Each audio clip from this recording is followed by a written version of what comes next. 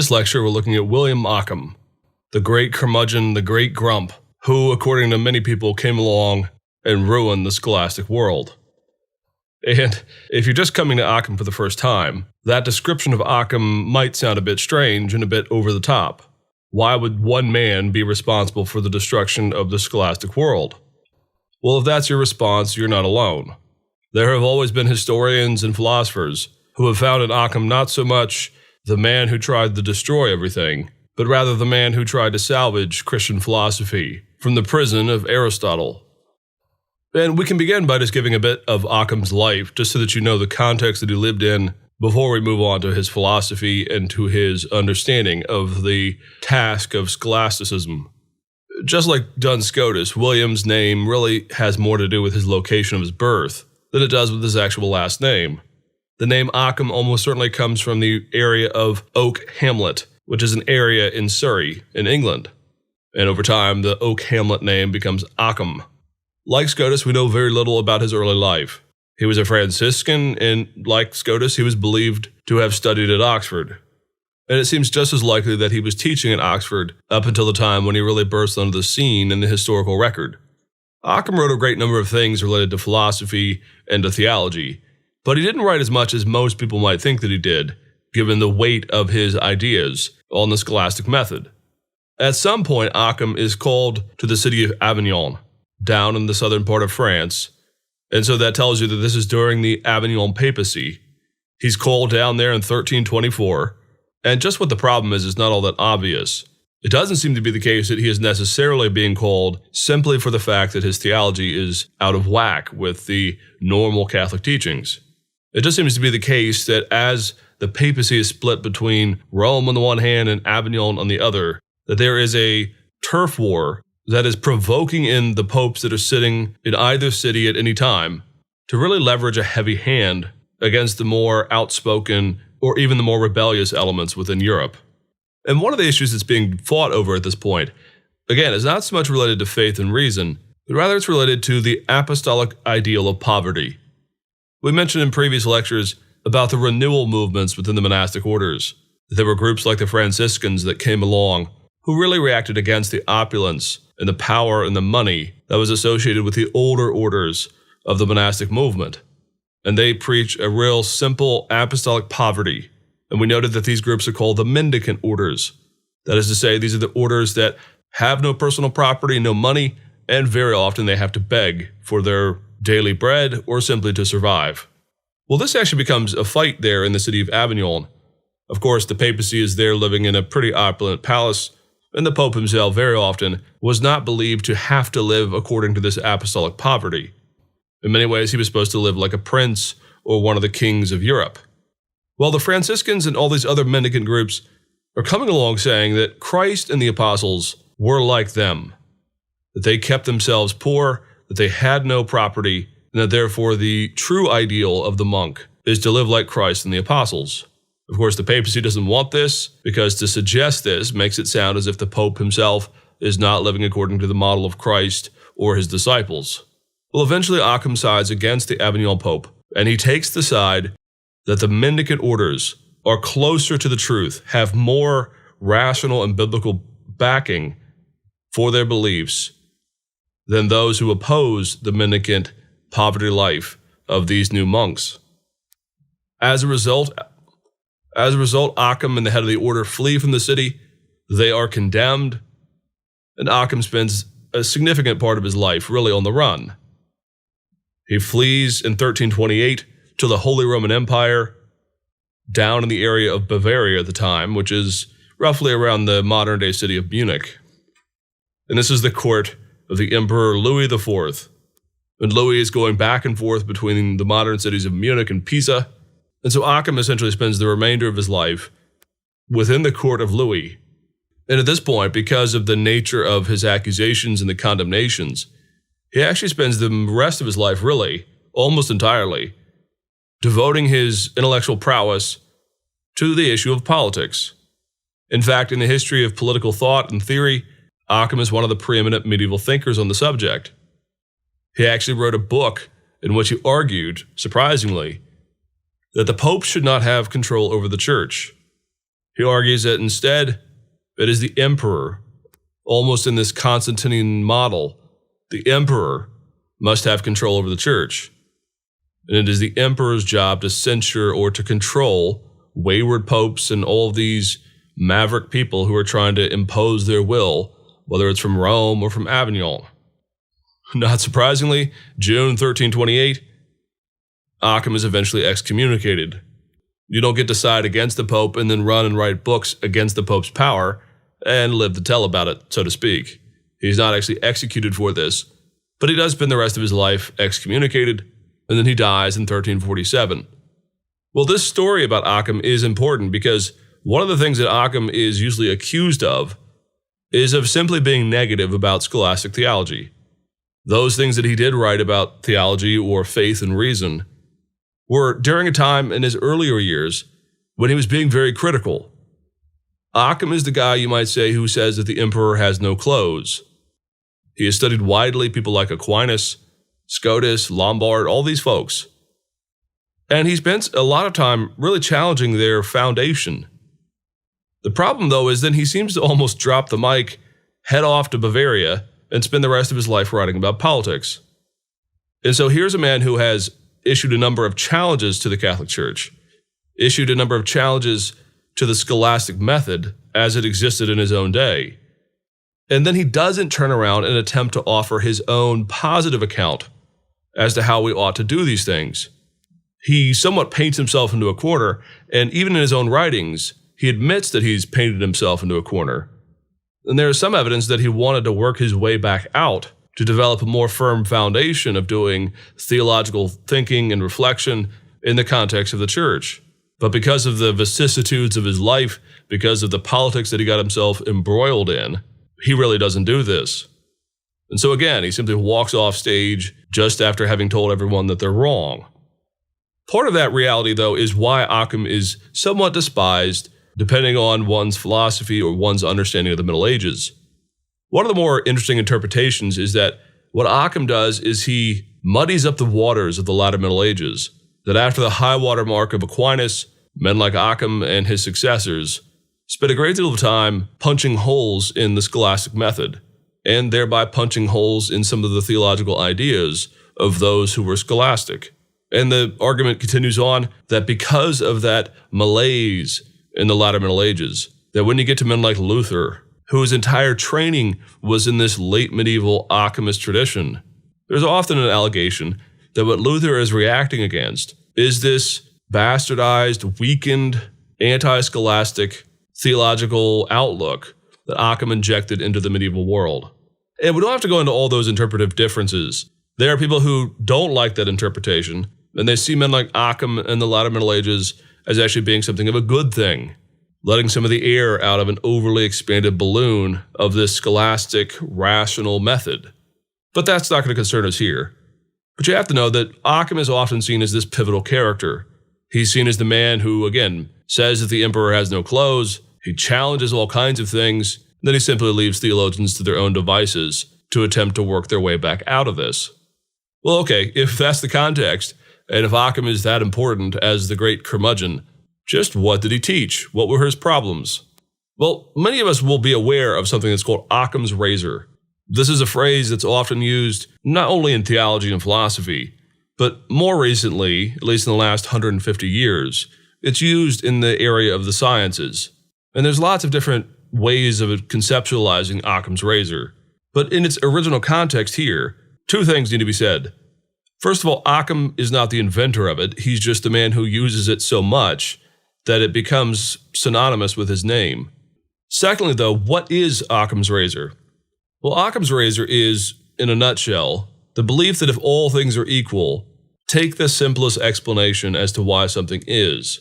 If I walk into my children's room and the place is just simply ransacked, toys are everywhere, things are torn up, all this kind of thing, I can choose to believe that my kids were in there, but that a band of Hessian mercenaries stormed into the room, knocked everything over, and then ran out the door to go fight some war somewhere. Or I can believe that Gandalf is standing there, using his magic to make the place be turned upside down. Or I can take the simple explanation, which is that my kids are sitting right there in the middle of the room, themselves all disheveled, And I can say, well, the obvious answer is they messed this place up. Now, that's a more obvious example. But when you deal with people in the philosophy realm, one of the things that Ockham notices about all of the medieval history of the scholastic movement that we've studied so far, even though we've only studied it at a surface level, one of the things that Ockham notices, and he's right about this, is they always add explanation upon explanation to things when they don't need to. They take the Gandalf or the Hessian mercenary arguments rather than simply going with the more simple explanation as to why something is. Now, this is important to note. What is Ockham doing here? Is he really being a curmudgeon? Is he trying to destroy the church? Is he trying to deny philosophy or theology? No. Ockham, until the day that he dies, always argues that what he's doing is making sure that Christians don't get out over their skis. He's making sure that they're not basing their faith on an idealized concept that is only a figment of their imagination. Also, Ockham doesn't really deny anything. He's not saying that some of these things don't exist. He's not trying to simply say, everyone shut up and stop doing philosophy. Rather, what he's doing is pointing out the fact that a number of those who were involved with the High Middle Ages and the scholastic movement in those days were assuming premises that gave them favorable conclusions in the end. And he doesn't like it. He thinks it's basing the theological house on a weak foundation. And lastly, one last thing before we go through this. Ockham does not deny Christian doctrine. Often it's somewhat believed that because Ockham is so bruising, he's actually brutalizing against those who follow a certain method. It's too easily assumed that what he's doing is actually attacking Christian doctrine. Actually, from the very beginning and all throughout his writings, he's very clear. He wants to actually salvage the possibility of talking about Christian doctrine. He's not trying to find a way to throw everything out. Rather, what he's doing is he's saying we've built our foundation on the wrong principles. And so therefore he wants to save doctrine by taking it away from the Aristotelian synthesis that so many people before him had assumed. Okay, so what's going on here? Well, as we've seen from the very beginning, all the way back to Lanfranc, to Abelard and Anselm, Aquinas, Scotus, all kinds of different folks. The very great question of the High Middle Ages is at what point can we describe Christian theology as an Aristotelian science? That's a key issue. The whole issue of faith and reason is more of the question fundamentally as to can we say that Christian theology is one of those subjects that Aristotle says that you can break down in all these different categories when Aristotle is describing the study of the natural world. And of course, in the Middle Ages, philosophy, Christian philosophy, is called the Queen of the Sciences. Now, of course, they don't believe that they're studying the natural world in that sense, but you might say that they believed that they were studying theology and the things of God, even God himself, in a way that paralleled and that could borrow substantively all of these methods that Aristotle had described for the study of anything that is true in the natural world. So what Ockham is doing is he's saying, guys, Christian theology is not Aristotelian philosophy that we just simply build our doctrines on top of. It can't be that, he says. Christian theology is not simply the best version of pagan philosophy. Well, the way he gets at this problem and the way he tries to pull the rug out from under those folks who are so enamored with Aristotle is he goes to the issue of the categories. Aristotle had this book called On the Categories, which is one of the most important books in all of Aristotle's writings. In that book, he talks about 10 fundamental categories by which we can study the world around us. And these are ways of kind of parsing out and distinguishing between different things. In some ways, what Aristotle has here is a nomenclature system for how to process different mental, not experiments per se, but at least a process logically for how you go through different problems. And so each of these 10 categories are taken as pretty axiomatic for the majority of the world, in particular in the Middle Ages.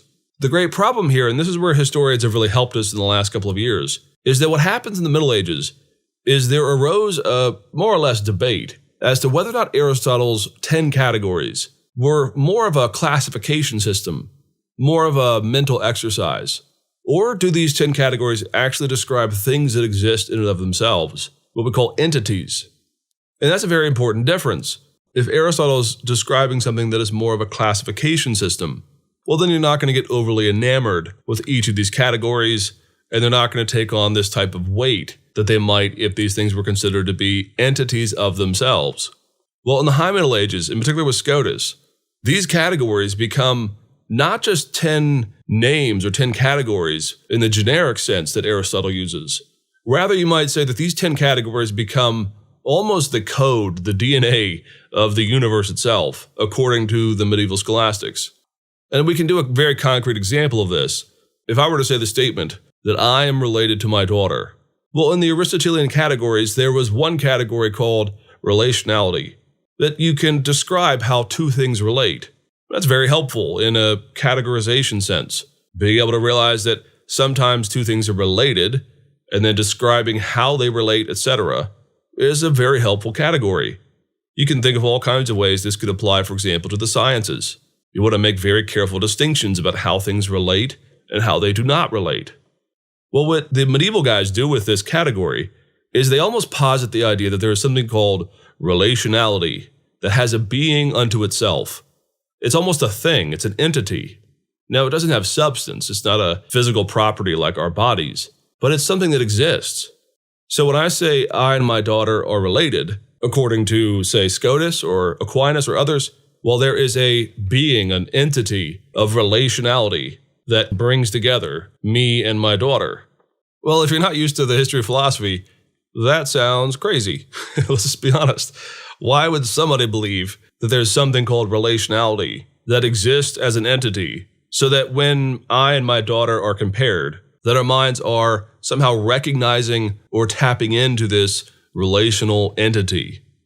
Well, the answer is it makes philosophy work. It makes epistemology work.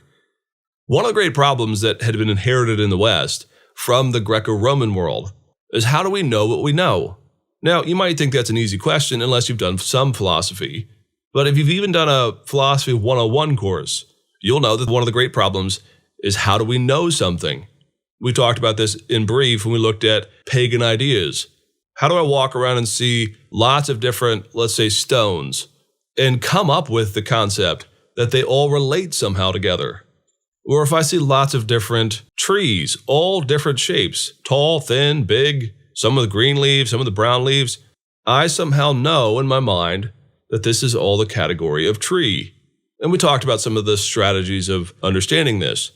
Well, by this point in the Middle Ages, by the time of Ockham, the idea there was that because I recognize the relationality between these things, and because all these 10 categories of Aristotelian thinking have a substance, have a being, they are entities unto themselves. Well, the reason they go that way is because it just simply makes their philosophy work.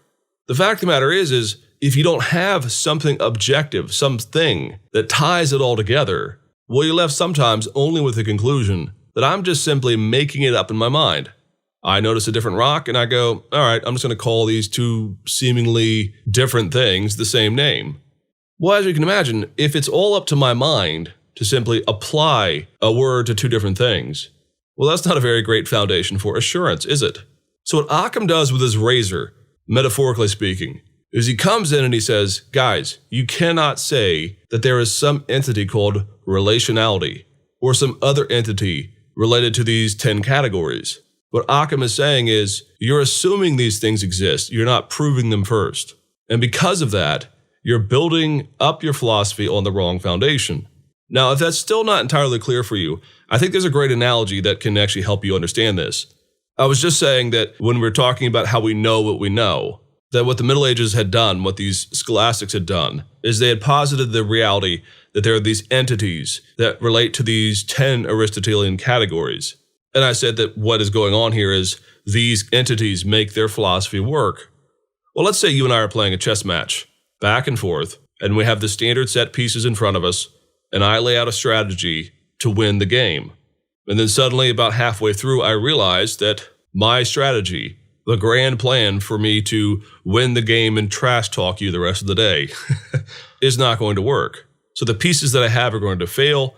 And let's say as we're playing the game, I simply bring in 3 new pieces entirely. Brand new made-up figures. Here is the character of the toad. The toad jumps over 5 characters and immediately destroys your queen. It's a new one. I carved it myself. No one's ever played with this piece before, but here's the thing. It jumps over all the pieces in one move, lands on your queen, destroys her, and then immediately checkmates you. Well, obviously, I'm bringing new things to the board, I'm pretending like they exist, and I'm using them to make the system work. That is an analogy to what is going on, according to Ockham, in the High Middle Ages. These guys have based their theology on Aristotelian thinking. They've gotten to the point where they realize that it doesn't actually hold their system together the way that they hoped that it would. And Ockham's just going, no, you can't bring in those pieces. Those don't belong in the game. And maybe by now you'll see Ockham really isn't the jerk that everyone thinks he is, at least not interpersonally, and I would say certainly not philosophically. What he's not doing is coming along trying to destroy the world. What he's coming along saying is, guys, you broke the game and you're just bringing in new pieces to make the game still go on. So what Ockham ends up saying is, all of these ideas that we try to build up to make our philosophy work, all these principles, for example, when we're describing the Trinity, well, the Trinity was being studied and being explored, in part through some of these 10 categories. So that entity of relationality really does wonders for the doctrine of the Trinity. There's some entity, some principle, something that has being, that is in the very essence of who God is. Well, Ockham is sitting there going, nope, can't bring that piece onto the chessboard. That doesn't exist per se. You can't prove it because you can't measure it, you can't describe it. It is simply something you've brought out of your mind because it allows you to keep playing. In the end, what Ockham ends up arguing is that there really are only two principles that we can know based on philosophy, based on actual experience and reason.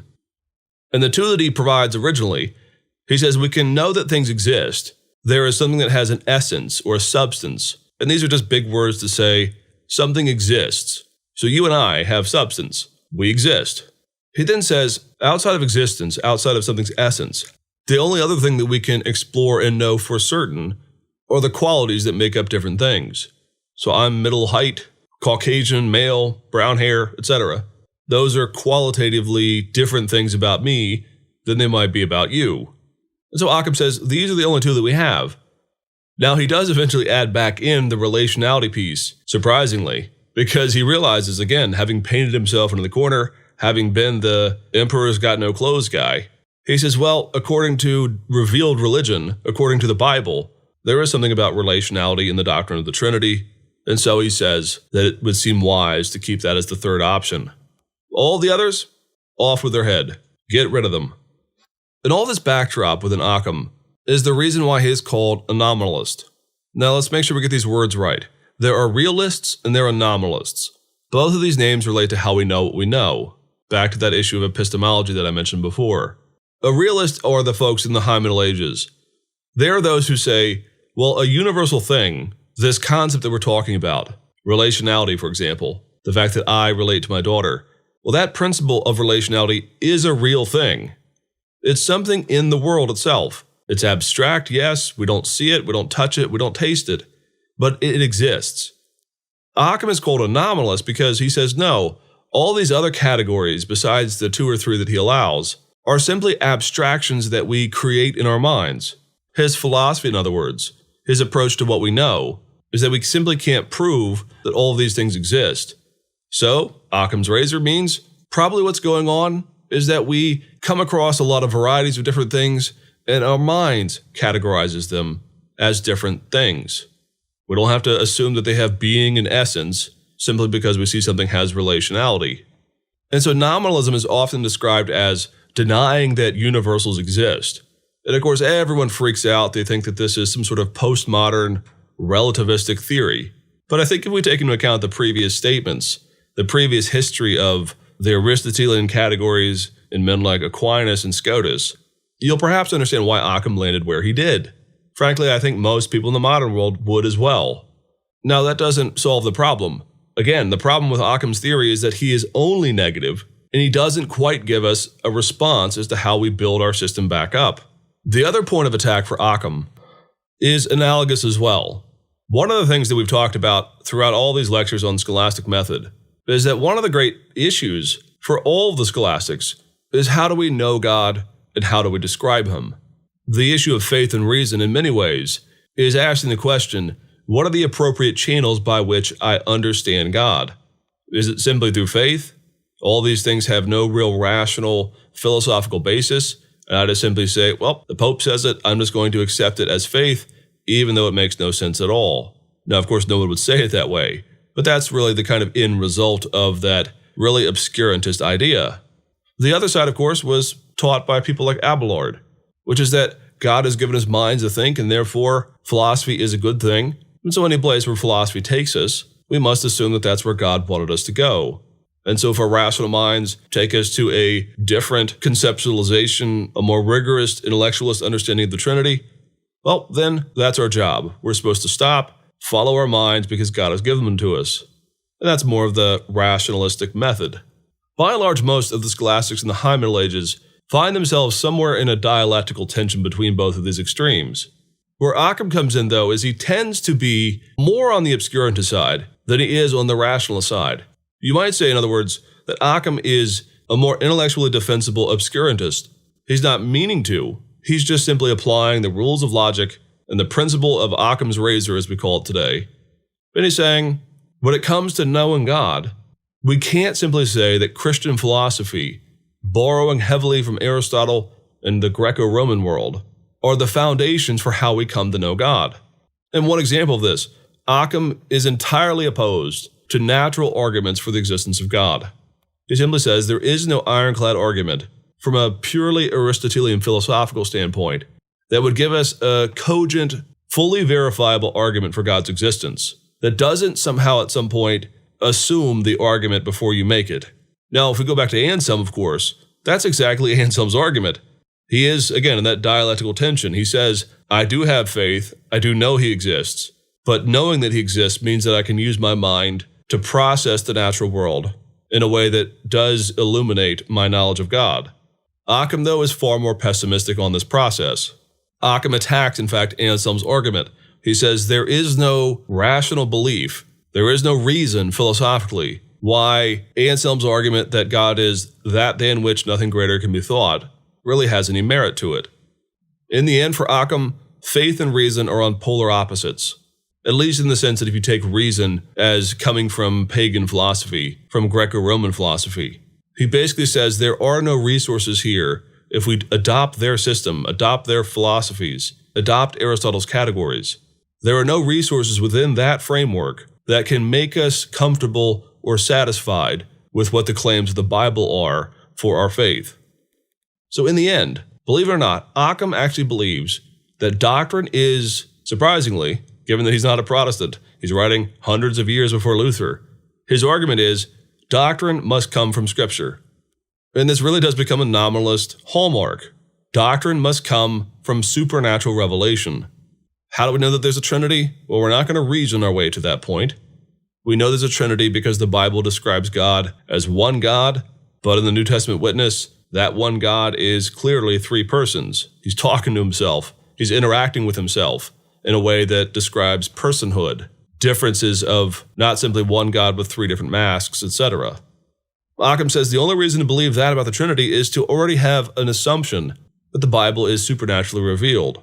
Philosophy won't get us to the doctrine of the Trinity or to any of our other doctrines. So in a way, though we sometimes are not very comfortable with where Ockham takes his philosophical, curmudgeonly way of attacking the medieval synthesis, many students and historians are not always comfortable with the way that he says that you can't prove anything in philosophy related to the faith. There have been and there continue to be people who say, no, there's an element of philosophy, there's an element of the Christian mind that can engage with philosophy. Simply saying that philosophy is on the one hand and the claims of faith are on the other is insufficient, a lot of people will say, to Ockham. I have a hunch, though, that Ockham probably would agree with that comment. Again, he simply was attacking his predecessors for their over-reliance on Aristotle's categories. Sometimes people come along and burst a balloon, even if they don't have the faculties, the time, or the long life to create a better system that ought to be put in its place. I think in some ways we can be thankful for Ockham that he does come along and say, guys, we can't do this. You can't bring all these things to bear on the faith. Aristotle's categories are not revealed from on high. They may be useful in a number of areas. They may at times even be somewhat useful in Christian theology. But to assume that these things have being unto themselves, that Aristotle's categories are how we do Christian thinking in and of itself, most people today would not be comfortable with some of those excessive claims of the realists in the medieval world. And, surprisingly enough, Ockham's ultimate conclusion when it comes to doctrine is stick to the text. get back in the Bible. It is only from supernatural revelation that we can claim some of the more core fundamental doctrines of our faith. In that sense, Ockham is really more of a biblicist. And is it any wonder then that Luther himself, having studied all of his adult life in this nominalist tradition, himself develops a real allergy to Aristotle, scholasticism, and to its claims on the faith, and that Luther himself will say, let's get back to the text.